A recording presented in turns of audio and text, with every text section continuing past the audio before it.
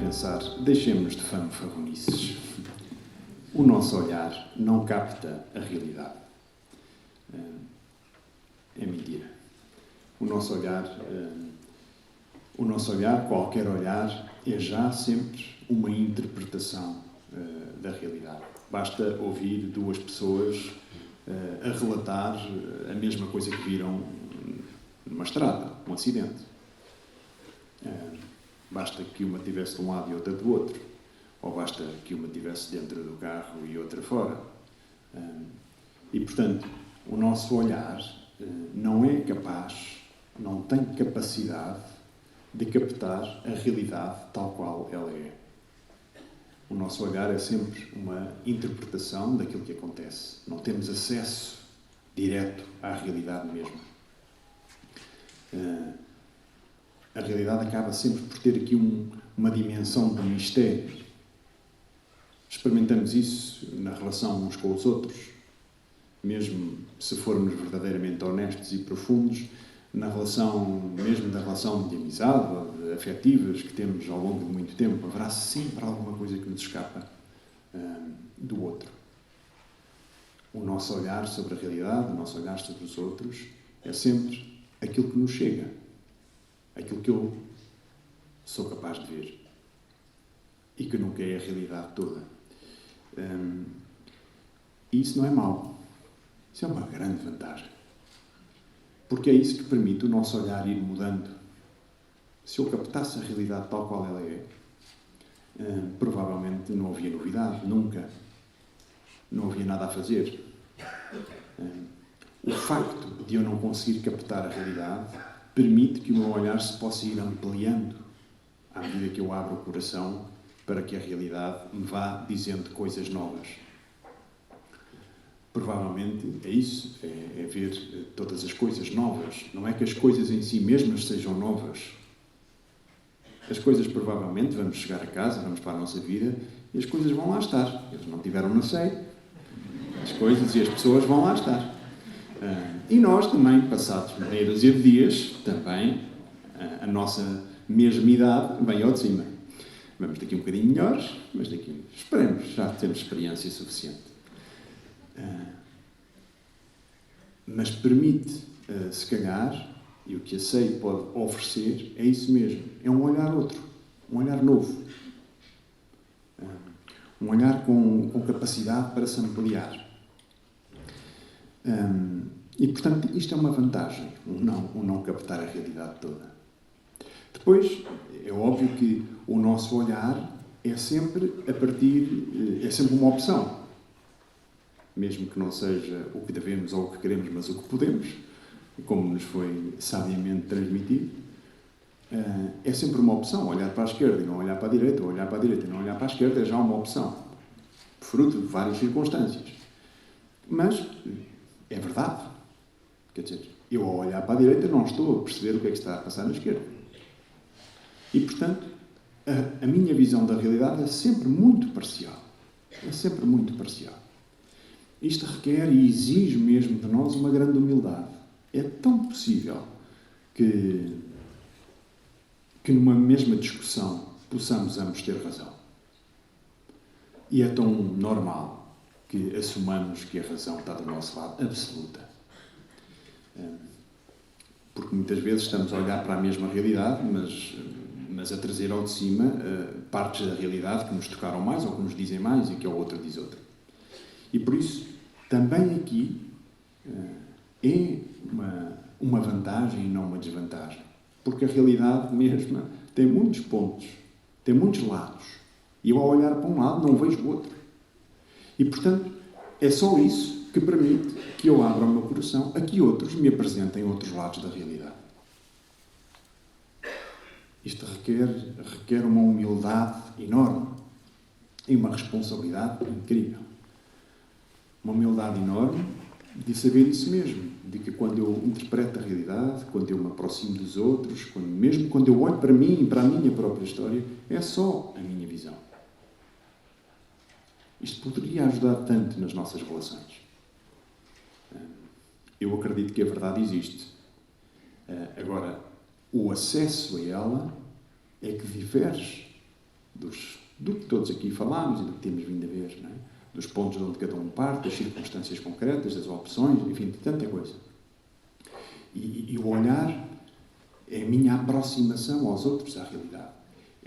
E por isso é muito humilde, como alguém dizia, o meu ponto de vista é só a vista de um ponto. E por isso, e é bom abaixar a bolinha diante do outro, especialmente diante da realidade.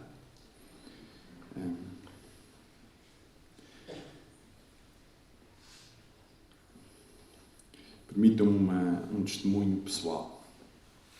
Sou de Lisboa, acho que conheço bastante bem Lisboa.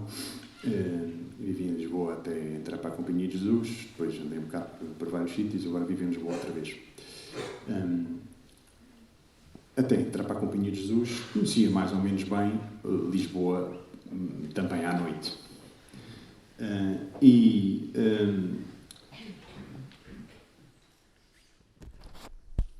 Já bastante adulto, foi-se-me apresentada uma Lisboa bastante nova para mim, embora eu soubesse que existia, por um olhar de outra pessoa. Não sei, os de Lisboa conhecerão, por exemplo, a Praça da Alegria. A Praça da Alegria, ali antes entre o Príncipe Real e a Avenida da Liberdade, ao pé da Praça da Alegria havia uma coisa que teve, como estas coisas são de moda, quando eu tinha, não sei, 20 anos ou coisa do género, uma coisa que estava na moda, que era assim uma espécie de salão de baile, a armar, ou não sei o que era aquilo, a cananga do Japão, ou coisa do género, que havia uma novela na altura. Eu não era propriamente um habitué, mas conhecia a coisa e ia lá de vez em quando, ao lado da Praça da Alegria. Um ponto. Ponto 2. Uma vez ia eu para um fim de semana à procura do meu saco de cama em casa, não encontrava o saco de cama, já contei isto a algumas pessoas. E fui perguntar à minha mãe se por acaso tinha visto o saco de cama e a minha mãe disse, bom, se calhar já desapareceu. Eu vim a descobrir, já eu com 20 e poucos anos, que era o meu pai que me tinha roubado o saco de cama. O meu pai com 70 anos não tinha idade para dormir em sacos de cama, aonde? Então vim a perceber que o meu pai, de vez em quando, nas noites frias de inverno, já tinha um negócio com um senhor de uma loja na Calçada da Estrela, que vendia cobertores mais baratos e que fazia negócio com ele, fazia-lhe um desconto, e que nas noites frias de inverno ia pelas ruas de Lisboa distribuir cobertores. Uma noite qualquer, que já não houve cobertores, lá foi o meu saco de cama, ardeu. E então, depois de saber isto, que o meu pai fazia sempre uma grande descrição, fui com ele algumas vezes. E eu pensava que o meu pai era um senhor sério, levou-me para os sítios mais recônditos e menos aconselháveis da cidade de Lisboa. Mas um dos sítios onde me levou, dos primeiros, foi à Praça da Alegria. E eu cheguei à Praça da Alegria. O que é que este senhor vem aqui fazer? Mas vamos à cananga do Japão bailar os dois? Não. E vi uma Praça da Alegria bastante normal. E quando o meu pai chega e abre a mala do carro com os cobertores, começam a surgir debaixo de bancos da praça, atrás de carros, sem abrigo, que estavam escondidos. Sem abrigo, mas 1, 2, 3, 4, 5. Lá foram os cobertores ali. E desci. Fomos até ao Martim Moniz. Aí já eram mais umas dezenas. Subimos ao Almirante Reis, Intendente, e o meu pai papava aquilo tudo. Conhecia a palmo a cidade. E, de repente, abriu-se-me a minha cidade com um olhar completamente novo. Que eu sabia, ouvia falar, claro, e via, de vez em quando via uma coisa ou outra, mas, de facto, havia todo um submundo que eu não conhecia, porque não olhava. Nunca optei por olhar. Porque ele estava lá. Se o meu pai via, e já via pior que eu, tinha pai 60 ou 70 anos, eu tinha 20, é porque... E havia muito mais gente a ver, não era só ele. De facto, há olhar, o próprio olhar, para onde eu olho, o que é que eu quero ver da realidade é já uma opção. E eu tenho que escolher. E ver novas todas as coisas depende, à partida, se eu quero ver ou não. Se eu estou mesmo disposto. Se eu estou mesmo disposto a que... Pronto, o meu pai, a partir do momento em que viu aquela realidade, começou a tirar noites e a tirar dinheiro do bolso.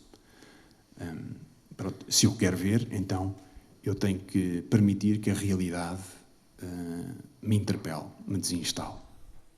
Quero ver se a realidade me olha a mim também. E por isso,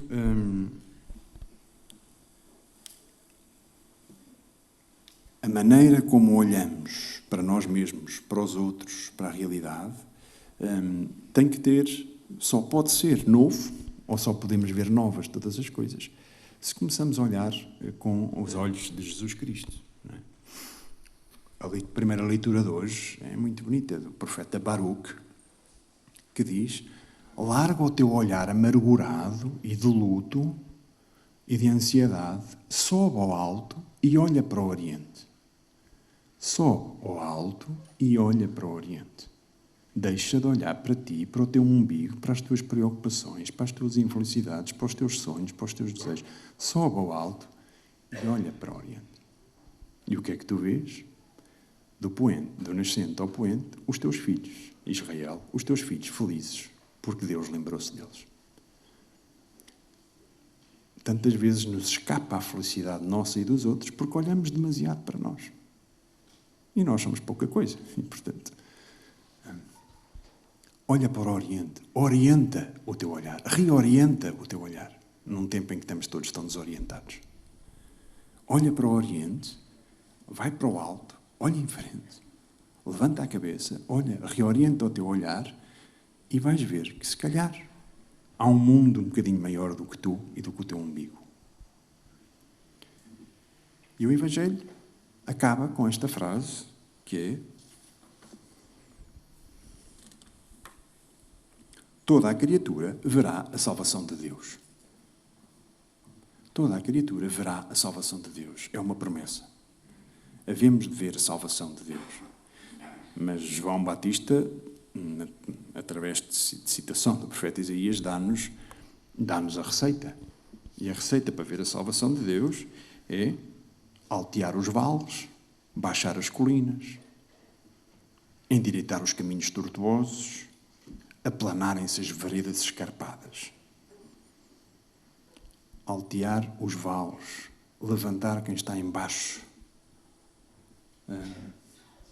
baixar as colinas, baixarmos-nos nós mesmos, que temos a mania que somos um monte e uma colina,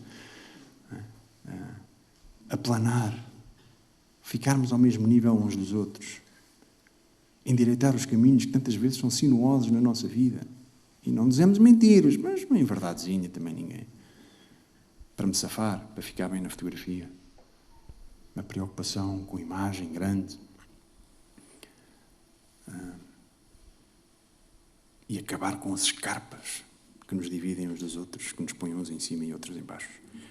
Então, o olhar que nos permitirá ver novas todas as coisas é este olhar que me parece que vem de um primeiro passo.